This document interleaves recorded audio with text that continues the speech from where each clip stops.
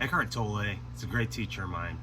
He has a quote that says, "Sometimes letting things go is an act of far greater power than defending or holding on." Thanks everybody for tuning in.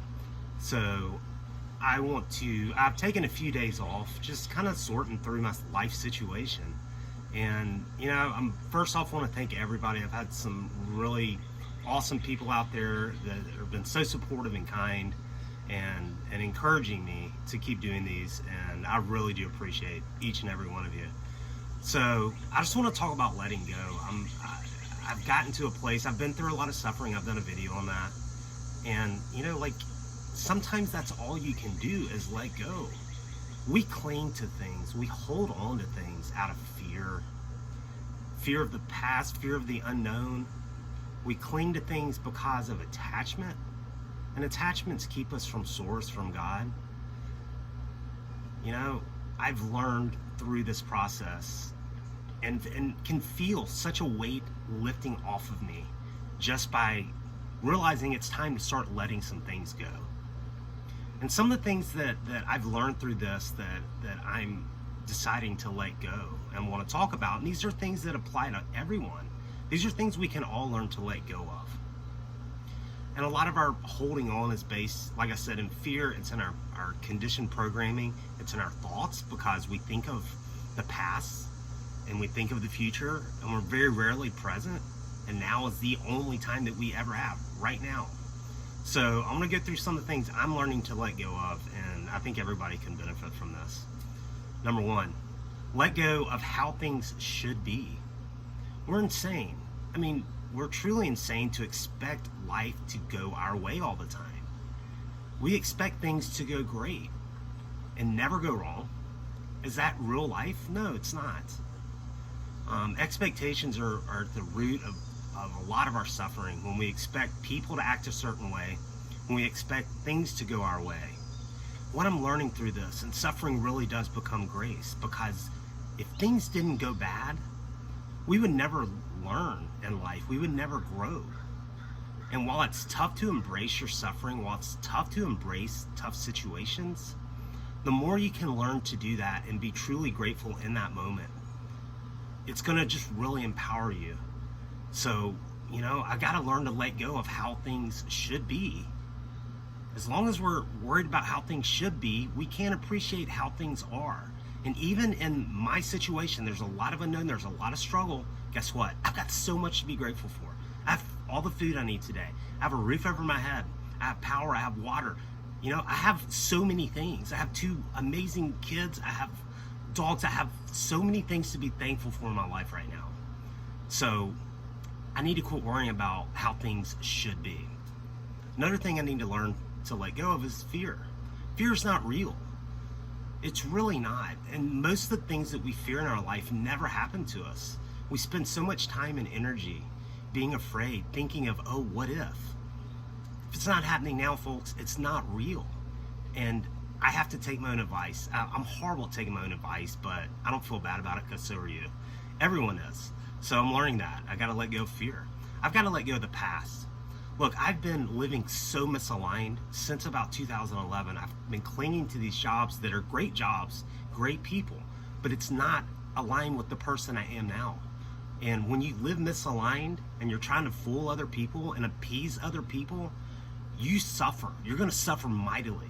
It led to a big drinking problem in my life, just avoiding it and trying to exist. And it was really just sucking my soul dry. I don't know what's next, but I have to let go of the past. I didn't fail. I changed. I've grown. That no longer suits me, but there's going to be something else that does. And I'm looking, and I'm starting from scratch, and I've got ideas, and that's a good thing. Another thing, let go of future. I can't control it. What the hell can you do about tomorrow? You can't do a thing about tomorrow, because when you get to tomorrow, it's just another now. Truly, past and future are illusions. Everything that's happened in your past happened in a now moment. Everything that's going to happen in your future happens in a now moment. We just get caught up in the calendars and the dates, and it's really a lot, once again, our thoughts and our memories. And we're the ones that keep those alive. So When you're worried, when you're hanging on to your past, realize that that's just it's a memory. It's not real anymore. And when you're worried about your future, it's a unfavorable projection of, more times than not, a worst case scenario that hasn't happened. Be here now. Suffering. I'm giving up. I'm letting go of suffering. The more that I focus on problems, the more that it drains me, the more that it prolongs the suffering and hurt. And it's easy to get caught up in it. But the most important thing, you have to go through it. And you have to face your dark side. You have to face your problems. You can't avoid them. And a lot of people try to escape, and I used to drinking and whatever else. But like, we have to learn to deal with our problems and face what's happening. The only way out is through. I'm going to give up the good opinion of other people. A lot of people have opinions. Lots of people have opinions about me and my life and you and your life. And truly, we have to learn to love other people in spite of their opinions. We don't need to justify ourselves of who we are, what we're doing, because no one really knows you except yourself.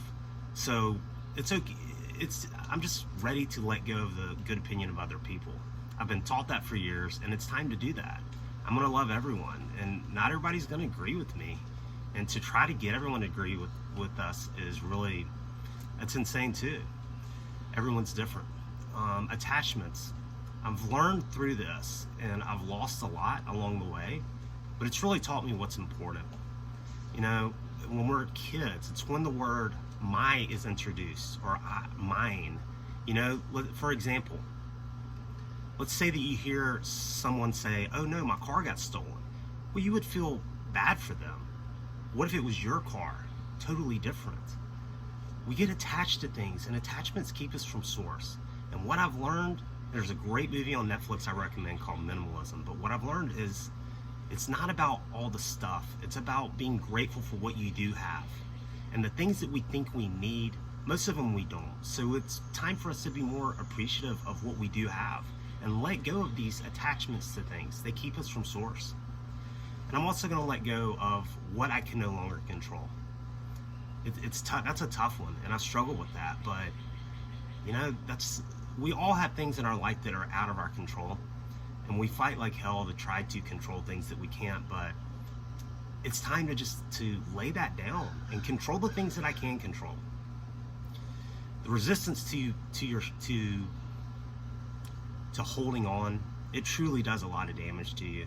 It prolongs your pain and suffering. And what I'm learning too, the more that you let go, boy, you really open up the floodgates for so many wonderful things to come into your life.